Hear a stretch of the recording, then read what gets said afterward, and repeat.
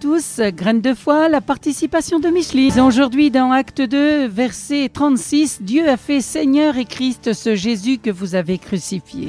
J'entends souvent les enfants dire « quand je serai grand ». Et au moment de la vieillesse, ils sont doux, les souvenirs du temps passé. Nous les idéalisons inconsciemment ou mettons en oubli ceux qui ne sont pas à notre honneur. Ainsi va la vie. Pour les chrétiens, l'année ecclésiastique fait revivre la vie de Jésus, de la naissance à l'ascension. Bien qu'ils appartiennent au passé, tous les faits en sont d'actualité chaque jour. Nous sommes heureux de fêter Noël et nous sommes heureux aussi de fêter Pâques. Nous aimerions peut-être pouvoir éviter Vendredi Saint, l'angoisse de Jésus, ses supplications à Gethsémani, sa mort sur la croix. Tant de souffrances subies à cause de nous rendent malheureux. Il avait pourtant dit « C'est pour cette heure que je suis venu ». Relisez dans Jean chapitre 10, verset 27. En ressuscitant son Fils, Dieu atteste sa victoire sur notre ennemi, Satan. Mais sans la croix, Pâques n'existerait pas. Elle est le fondement de toute la prédication des apôtres. L'apôtre Paul insiste « Je n'ai voulu savoir autre chose parmi vous que Jésus-Christ. Et Jésus-Christ crucifié. » Bien plus que nos meilleurs souvenirs, Jésus nous apporte cette merveilleuse espérance « Je suis la résurrection et la vie. Celui qui croit en moi vivra quand même. Il serait mort. » Dans Jean chapitre 11, verset 25. Tu ne permettras pas que ton bien-aimé voie la corruption. Psaume 16, verset 10. Ce verset du psaume 16 est une prophétie de la mort et de la résurrection du Christ. L'apôtre Pierre, rempli du Saint-Esprit, le dit.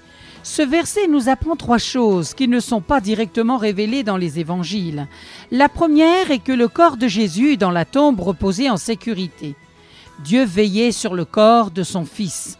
Le sceau posé par les Juifs sur la pierre roulée n'était pas nécessaire. La deuxième chose est que le corps de Jésus n'a pas même commencé à se putréfier pendant les 3 jours et les 3 nuits au tombeau. Non, pas grâce à une quelconque embaumement, mais parce que son corps était sans péché. Il était saint. La putréfaction est un signe de péché.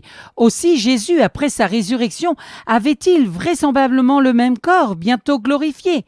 Les chrétiens, eux, auront un corps tout nouveau. Le troisième point, la promesse que le corps du Messie bien-aimé ne verra pas la corruption a dû être, pour notre Sauveur en croix, une source de consolation et de force spirituelle.